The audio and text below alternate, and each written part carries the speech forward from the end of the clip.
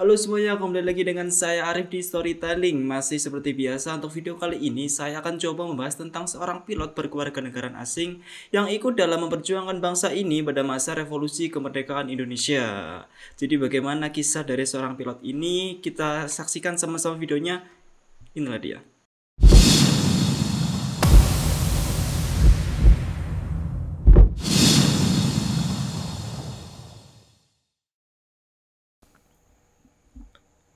Kisah ini berawal pada tahun 1947 saat pelabuhan di wilayah Republik Indonesia diblokade oleh Belanda. Tidak ada makanan, obat-obatan, pakaian, transportasi, atau barang apapun yang bisa masuk. Hal itu menyebabkan masyarakat Indonesia sangat menderita saat itu. Kemudian pada era sulit itu, Indonesia mencoba mencari berbagai celah untuk menembus blokade Belanda agar dapat menyelundupkan barang-barang yang diperlukan oleh bangsa Indonesia. Hingga pada akhirnya seorang tentara yang bertugas di Angkatan Udara Republik Indonesia bernama Petit Muharjo Kartodirjo, ia mendapatkan sebuah mandat. Dan dengan izin Kepala Staf Angkatan Udara, ia lalu menyamar dan pergi ke Singapura. Di sana ia berhasil membujuk beberapa maskapai penerbangan untuk terbang ke wilayah Indonesia. Salah satunya dari maskapai penerbangan Kelly dari Filipina, Cathay Pacific dari Hong Kong, Southeastern Airways, dan lain sebagainya. Setelah berkunjung di beberapa maskapai penerbangan, kemudian Petit bertemu dengan seorang pilot dari maskapai Kelly yang bernama Bobby Earl Verbeek, yaitu seorang pilot asal Amerika yang lahir di Pansos, Kansas, Amerika Serikat. Dan setelah beberapa kali melakukan penerbangan dengan Bobby, Petit menyadari tampaknya Bobby ikut merasakan perjuangan kemerdekaan dan merasa patut mendukung kemerdekaan Indonesia. Pada tanggal 6 Juni 1947, Bobby membeli pesawat Douglas C-47. Pesawat milik Bobby tersebut kemudian dicarter oleh Auri dan dengan saran dari Petit, pesawat itu diberi nomor registrasi RI002. Tujuan utama pesawat tersebut adalah membawa kargo yang berisikan kina dan vanila yang sayangnya diminta oleh konsul Belanda sekaligus isinya lewat tangan polisi. Setelah berminggu-minggu melakukan pertempuran di ruang sidang dan dengan dukungan banyak pihak swadaya di Filipina terhadap Indonesia, Kapten Bobby dan kru orang-orang Jawa menjadi terkenal. Hingga akhirnya muatan itu pun dapat dibebaskan. Setelah itu, Bob dengan RI002 melakukan banyak sekali misi bagi Auri. Bob membantu menyelundupkan emas, jandu, perak, kina, dan karet dari Indonesia ke luar negeri, lalu dia membawa senjata, pakaian, obat-obatan dari luar negeri ke Indonesia. Bob juga banyak membantu TNI untuk melakukan berbagai operasi militer. Dialah pilot operasi penerjun pertama yang dilakukan Auri pada 17 Oktober 1947. Bob menerbangkan pesawat RI002 dari Bandara Maguwo ke Kota Waringin, Kalimantan Tengah. Saat itu TNI menerjunkan 12 prajurit Auri untuk menembus blokade Belanda dan mengobarkan perlawanan di sana. Bob yang mengantar Soekarno berkeliling Sumatera guna meminta sumbangan rakyat untuk membantu perjuangan Republik Indonesia. Di mata Presiden Soekarno, Bob adalah orang yang idealis. Dia ditakdirkan datang untuk membantu perjuangan rakyat Indonesia. Dan saat Soekarno berkeliling Sumatera dan tiba di Aceh, rakyat Aceh menyumbangkan 20 kg emas yang kemudian dibelikan pesawat Dakota dengan nama Sulawah atau Gunung Emas sebagai bentuk penghormatan dan rasa terima kasih terhadap rakyat Aceh. Lalu pesawat itu diberi nomor registrasi RI001. Bob ini memang seorang pilot bayaran, tetapi dia terlibat secara emosional dalam perjuangan bangsa Indonesia. Bob sangat tidak terima atas perlakuan sewenang-wenang Belanda terhadap rakyat Indonesia saat itu. Bob juga sering mengirim surat untuk keluarganya yang berada di Amerika Serikat. Di dalam suratnya, ia selalu menggambarkan penghormatannya untuk rakyat Indonesia. Menurut Bob sendiri, perjuangan rakyat Indonesia dalam perjuangan kemerdekaannya sangatlah luar biasa.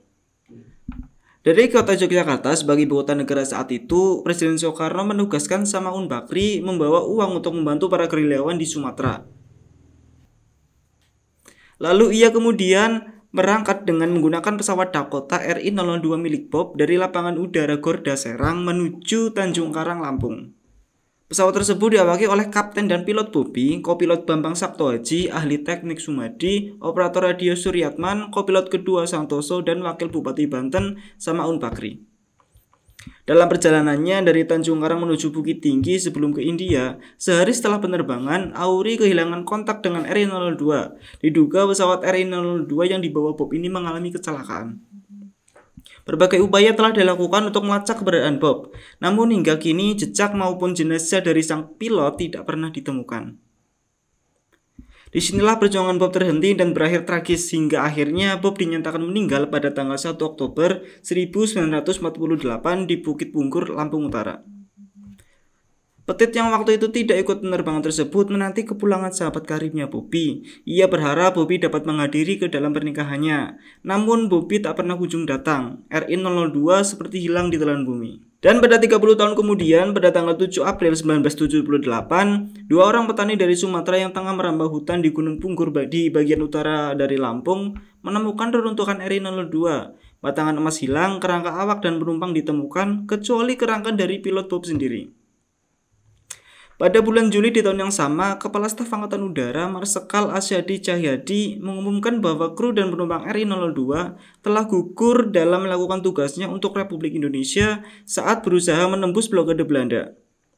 Kru Indonesia dari RI-002 dimakamkan di Taman Makam Pahlawan Tanjung Karang, sedangkan letak makam Bob Verburg tidak diketahui.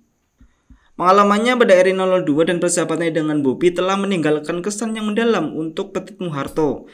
Dia tidak pernah melupakan Bobby dan sebagian besar sisa hidup Petit digunakan untuk mencari tahu apa yang sebenarnya terjadi pada RI-002 dan sahabat karibnya itu. Tapi sampai akhir hayatnya, Petit tidak dapat memecahkan misteri tersebut. Petit Muharto sendiri meninggal pada tanggal 8 Maret 2008 yang lalu. Petit Muharto dan Bobby memberikan kontribusi yang signifikan terhadap perjuangan kemerdekaan Indonesia dan juga pendiri penerbangan militer di Indonesia. Mereka adalah laki-laki yang pemberani dan idealis yang rela berkorban demi kejayaan Indonesia. Namun sayang, sampai saat ini keduanya belum pernah menerima penghargaan apapun atas jasa-jasa mereka.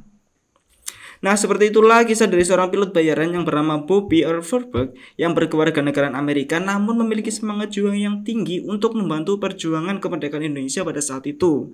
Hingga akhirnya ia gugur dan menjadi salah satu orang yang berpengaruh terhadap kemerdekaan ini. Meskipun ia hanya seorang pilot bayaran dan merupakan orang asing, tetapi dia memiliki rasa empati yang sangat besar terhadap perjuangan bangsa Indonesia.